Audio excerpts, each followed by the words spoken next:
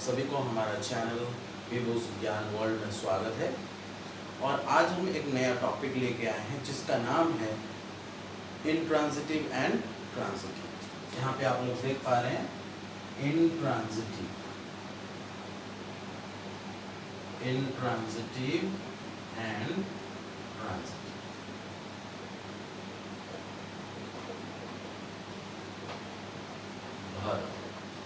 तो यहाँ पे देख पा रहे हैं आप लोग कि ये जो चैप्टर होगा वो ट्रांजिटिव और इनट्रांजिटिव के ऊपर होगा। तो हम देखेंगे कि इनट्रांजिटिव वर्ब क्या है और ट्रांजिटिव वर्ब क्या है। तो सबसे पहले हम लोग ट्रांजिटिव वर्ब के बारे में बात करेंगे कि ट्रांजिटिव वर्ब है क्या। तो यहाँ पे देखिए, यहाँ पे जो लिखा गया है कि ट्रांजिटिव वर्ब, मैं उसका डेफिनेशन लिख देता हूँ। ए ट्रांजिटिव वर्ब,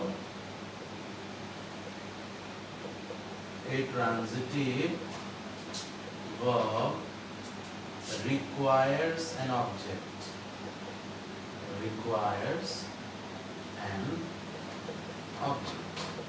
तो यहाँ पे आप सभी देख पा रहे हैं कि ये जो ट्रांजिटिव वर्ब है ये क्या करता है, एक ऑब्जेक्ट रिक्वायर करता है, उसको एक ऑब्जेक्ट की जरूरत होती है, या फिर उसी सेंटेंस में या फिर एक सेंटेंस में क्या होता है ना, ऑब्जेक्ट पाया जाता है। और हमने पहले वीडियो में मीन्स ऑब्जेक्ट के ऊपर मैंने एक वीडियो बनाया भी है जो कि डायरेक्ट ऑब्जेक्ट और इनडायरेक्ट ऑब्जेक्ट है। तो कौन सा डायरेक्ट ऑब्जेक्ट है, कौन सा इनडायरेक्ट ऑब्जेक्ट है, आप प्लीज़ वो वीडियो देखिए और आप बहुत ही अच्छी तरीके से समझ जाएंगे। तो हम यहीं पे बात करेंगे ट्रांजिटिव और इनट्रांजिटिव की।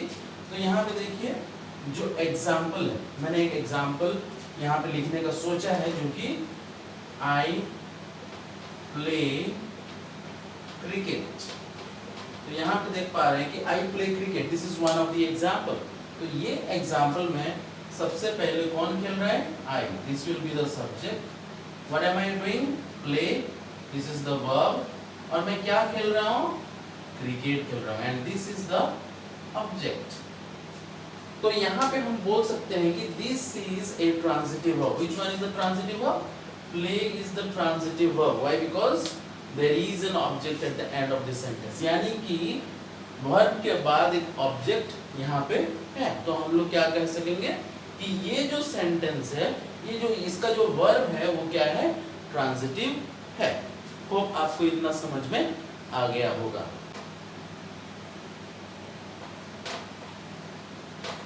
अब हम दूसरा एग्जाम्पल देखेंगे कि ट्रांजिटिव वर्ब का दूसरा जो एग्जाम्पल होगा वो ये है कि एग्जाम्पल में आप सभी देख पा रहे हैं कि we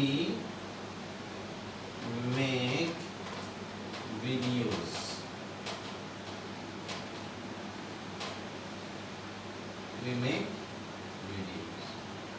तो यहाँ पे देखिए आपको समझ में आ गया होगा कि we make videos यानी कि हम वीडियो बनाते हैं। हम क्या बनाते हैं, वीडियो बनाते हैं। Video banana, this is the object, the video which we are making, that is the object।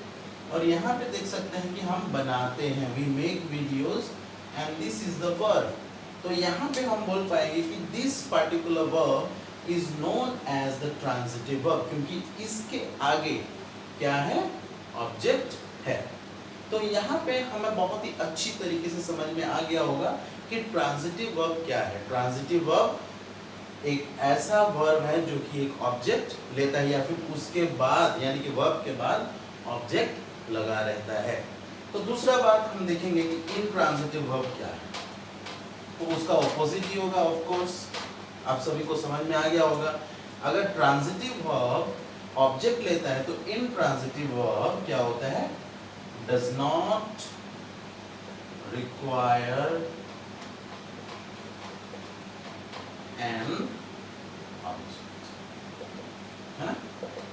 तो यहाँ पे देखिए मैंने लिखा है कि इनट्रांजिटिव वर्ब जो है वो डजंट रिक्वायर एन ऑब्जेक्ट, यानी कि उसको ऑब्जेक्ट की कोई आवश्यकता ही नहीं है या फिर उसमें ऑब्जेक्ट नहीं होता है उसी वर्ब के बाद। तो यहाँ पे आप सभी देख पा रहे हैं एक example, the birds are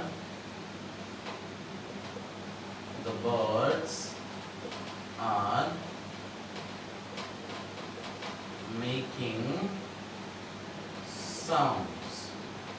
okay, so look at this, the birds are making sounds, तो क्या करते हैं, साउंड।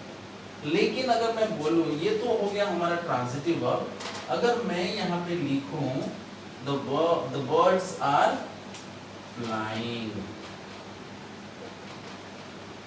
ओके, तो यहाँ पे देखिए मैंने लिखा है कि द बर्ड्स आर फ्लाइंग, तो यहाँ पे देखिए, यहाँ पे सब्जेक्ट है, वर्ब है, बल्कि ऑब्जेक्ट ही नहीं है इस सेंटेंस में। तो जब ऑब्जेक्ट नहीं होता है तो हम लोग क्या बोलते हैं, intransitive verb, because it doesn't require, इसमें समझ में आ जा रहा है कि क्या हो रहा था, कौन सा एक्शन हो रहा था। और चिड़िया जो है वो कहाँ पे उड़ते हैं, आसमान पे उड़ते हैं, तो उसी के चलते हम बोल सकते हैं कि ये इंट्रांजिटिव वर्ब है। तो और कुछ एग्जांपल्स हम लोग देख सकते हैं, जो कि रमेश सिंग्स, यहाँ पे भी देख सकते हैं कि रमेश सिंग्स, यानी कि रमेश गाता है, और हम सभी जानते हैं, अंडरस्टैंडेबल है कि वो क्या गाता है, that is the song. Okay, तो उसी के चलते यहाँ पे हम लोग क्या नहीं किए, यानी कि इंट्रांजिटिव वर्ब के बाद ऑब्जेक्ट नहीं लिखे, क्योंकि दिस इज अंडरस्टैंडेबल और ये एक सेंटेंस की तरफ यूज हो सकता है।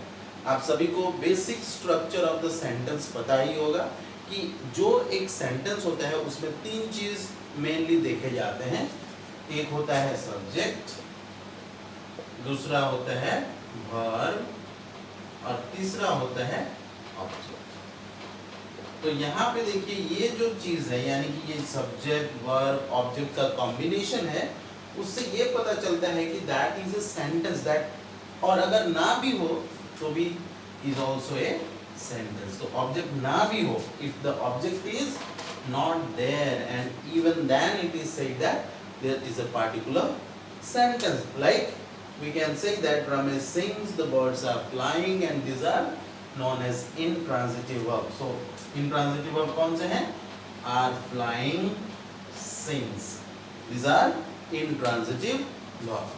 Hope you'll have understood these two things which is very essential for you to understand. आप सभी को समझ में आ गया होगा। तो हम चाहते हैं कि आप हमारे चैनल को प्लीज़ सब्सक्राइब कर दीजिए। Thank you.